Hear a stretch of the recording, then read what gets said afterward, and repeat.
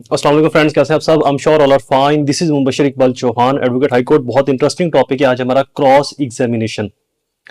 Cross examination की strategy क्या होनी चाहिए? स्ट्रेटजी हर केस के अंदर डिफरेंट है। अगर हम सिविल की बात करें तो वहां पर स्ट्रेटजी डिफरेंट होगी।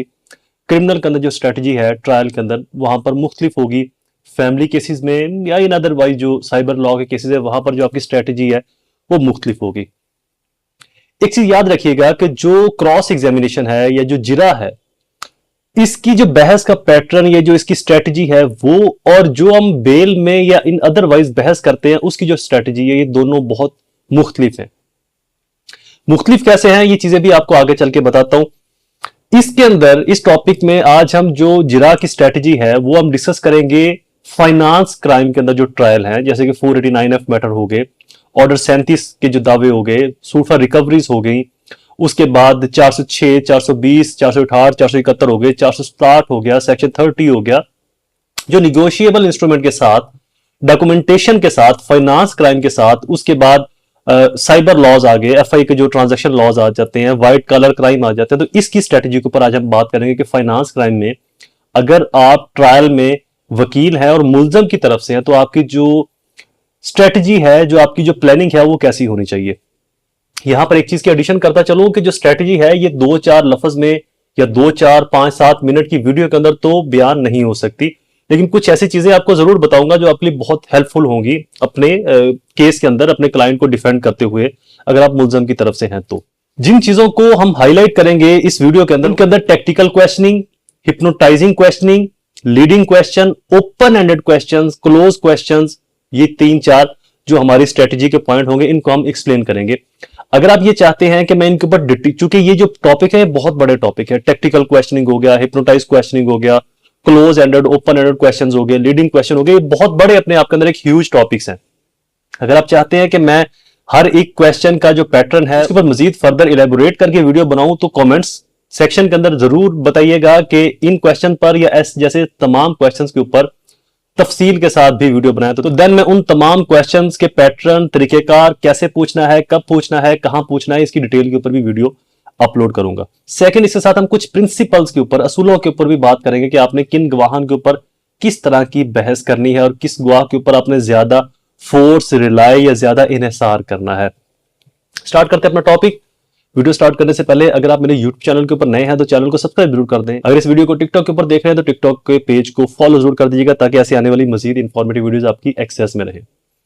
सबसे पहले स्टार्ट करते हैं असूल, देन जो क्वेश्चनिंग पैटर्न है उसको आपको एक्सप्लेन करूंगा। आमतौर पर जो प्रोसिक्यूशन है, अगर वो क्रिमिनल केस है और अगर सिविल केस है, तो जो प्लेंटिफ के विटनेस होंगे वो अपने विटनेस का सेट ऑफ प्रिंसिपल के थ्रू या बाय नेम बता देंगे कि जी ये हमारे गवाहान हैं जो हमारे केस को सपोर्ट कर रहे हैं। उस केस के अंदर आपने ये देखना है, मान लेते हैं क्रिमिनल केस है, 489F का ट्रायल है, कि वहां पर जो गवाह है उसकी जो बयान है वो एफआईआर के साथ कितना मैच कर रहा है, जो एफआईआर है वो गवाह के बयान पर कितना इन्हिसार कर रही है, किस गवाह के बयान के ऊपर इन्हिसार किया जा रहा है, इसको आपने फोकस करना है। देन उन विटनेसेस को आपने अलग कर लेना है। सेकंड, जो विटनेसेस के बयानात में इनकंसिस्टेंसी है, गैर तसलसल है, उसको आपने जरूर मेंशन करना है और चीजों को आपने जो गवाहान के बयानात हैं उनको आपने कंपेयर करना है आपस में कि किन किन गवाहान के जो बयानात हैं वो किस गवाह से मुख्तलिफ है और इन दोनों गवाहों का जो अकरंस के साथ या वकूए के साथ डायरेक्ट ताल्लुक कैसा है, ये बहुत इंपॉर्टेंट है।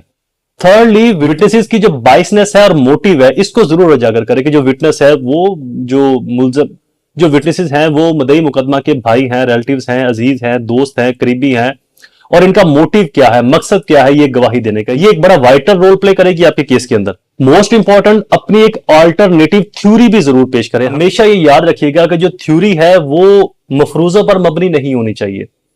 थ्योरी ऐसी हो कि सुनने वाला उसके ऊपर यकीन करने पर मजबूर हो जाए। सुनने वाला कौन है? जज है। तो अपनी थ्योरी को बैठकर तसल्ली के साथ बनाएं, टाइम ऑफिस में लगाकर को 2-4 घंटे अपने केस से रिलेटेड इसकी थ्योरी कैसी और क्या होनी चाहिए उसको मुकम्मल तसलसल पैटर्न बयान करें और फिर उसको रिप्रेजेंट करें जज के सामने, जिसको वो सुनने पर, जिसको वो सुनकर यकीन भी करे, उसको मान भी ले। तो अपनी ऑल्टरनेटिव थ्योरी जरूर बयान करें।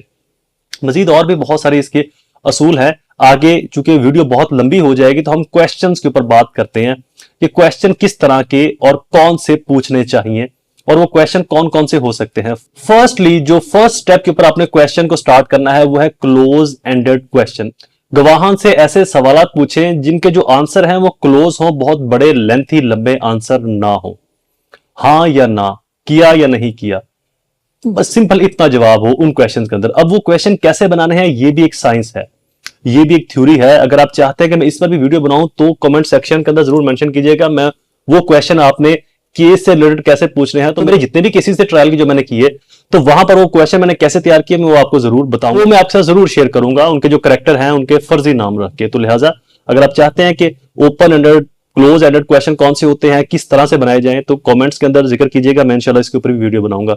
सेकंड वे क्वेश्चन करने का, open ended question. First step के ऊपर आपने क्लोज एंडेड क्वेश्चन पूछने हैं जिनके जवाब हाँ या ना में हो। सेकंड पोर्शन में आपने ओपन एंडेड क्वेश्चन पूछने हैं। इन दोनों से एक बहुत बड़ा डेंट क्रिएट हो जाएगा। हाँ या ना में आप वो मकासद अचीव कर लेंगे जो आप करना चाहते हैं, और जब ओपन एंडेड क्वेश्चन पूछेंगे तो जब गवाह वहां पर तफसील से कुछ बताएगा तो उसकी तफसील में बहुत सारे और क्वेश्चन भी छुपे होंगे जिनका डायरेक्टली ताल्लुक टेक्निकल क्वेश्चन के साथ होता है। तो वहां पर आपने साथ साथ अपने नोट्स भी बनाते जाना है कि और कौन से क्वेश्चंस हैं ओपन एंडेड में जो गवाह ने जवाब दिए उसमें कौन से नए क्वेश्चन बन सकते हैं, उनका क्या लिंक किसके साथ क्या हो सकता है, इसको आपने रोशम के ऊपर ही खड़े होकर अपने नोट्स बनाते जाना है। थर्ड पोर्शन के ऊपर आपने टेक्निकल क्वेश्चन पूछने हैं। टेक्निकल क्वेश्चन कौन से होते हैं? टेक्निकल जैसे कि अपने नाम से ही जाहिर है, तदबीराना मुदब्बराना क्वेश्चन, ऐसे जवाब ऐसे सवाल जो थोड़ी सी कंफ्यूजन क्रिएट करे, जिनके लिंक किसी और सवाल के साथ बने और उस लिंक से उस सवाल का जवाब कुछ और दिया गया हो और यहां पर जो आप पूछना चाह रहे हैं यहां पर उसकी मजबूरी बन जाए कुछ और जवाब देना। तो टेक्निकल जो क्वेश्चन है ये मोस्ट इंपॉर्टेंट है और एक बहुत बड़ा आपकी ट्रायल विनिंग केस के अंदर ये रोल प्ले करते हैं, ये बात याद रखिएगा।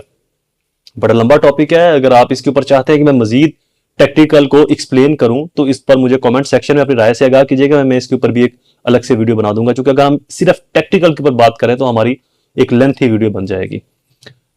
नेक्स्ट क्वेश्चन आपका कैसा होना चाहिए? Hypnotise question. हिप्नोटाइज क्वेश्चन के अंदर आमतौर पर हम सजेशंस भी इसको कह सकते हैं कि सजेशन, क्या आपने ये काम किया, क्या ये बात दुरुस्त है कि आप ये काम कर रहे थे, क्या ये बात दुरुस्त है कि आप उस वक्त फला जगह पर मौजूद थे। तो यहां पर जो आपने अपनी थ्योरी पेश करनी है, ऑल्टरनेटिव थ्योरी, उस थ्योरी का कुछ पोर्शन और कुछ सजेशंस का पोर्शन को मिलाकर आपने हिप्नोटाइज क्वेश्चन क्रिएट करने हैं। हिप्नोटाइज अपने नाम से ही जाहिर है एक वर्ड कि वहां पर आपने सामने वाले के माइंड को मद्देनजर रखते हुए एक और थ्योरी वहां पर पेश करनी है, ऑल्टरनेटिव, जहां से ये वो चीजें हैं जहां से सच निकलकर सामने आएगा। बेसिकली इन चीजों से आप सच को निकाल सकते हैं। तो ये सच को उजागर करने के, सच को गवाहान की जुबान पर लाने का ही एक तरीका है, एक साइंस है सच को आप किस तरीके से बाहर निकाल सकते हैं। हिप्नोटाइज क्वेश्चन के बाद नेक्स्ट जो स्टेप है वो है सजेशंस का। यहां पर आपने मोस्टली सजेशंस ही पूछनी है। सजेशंस के अंदर कि आपने सजेस्ट करना है गवाह को, तो आगे से हाँ या ना का जवाब देगा। नेक्स्ट फर्दर क्वेश्चन है लीडिंग। लीडिंग क्वेश्चन और सजेशंस ये अप्रोक्सीमेटली सेम ही है। तो यहां पर भी जो गवाह है वो समटाइम कंफ्यूज भी हो जाता है, समटाइम गवाह जो है वो एक्चुअल बात कह जाता है जो हकीकत में ये सच्चाई पर मबनी होती है, जहां से आप अपने केस में, अपने ट्रायल के अंदर एक मजबूत गिरफ्त बना लेते हैं बाकी गवाहान से लिंक करके। तो ये तो थे कुछ असूल और कुछ तरीके गवाह से जिरा करने के। मजीद ये एक जिरा बहुत बड़ी फील्ड है, क्रॉस एग्जामिनेशन। मैं इसके ऊपर फर्दर भी वीडियो अपलोड करता रहूंगा। आप किस टॉपिक के ऊपर वीडियो सुनना या देखना चाहते हैं, या आपका ट्रायल किस स्टेज पर है, उसको कमेंट्स में मेंशन जरूर कीजिएगा। इंशाल्लाह मैं उसके ऊपर भी वीडियो अपलोड कर दूंगा। वीडियोस कंप्लीट, दोबारा हाजिर होऊंगा किसी और इन्फॉर्मेटिव वीडियो के साथ। तब तक मुझे अपनी दुआ में जरूर याद रखें। अल्लाह ताला आप सबका हामी नासिर हो। वस्सलाम।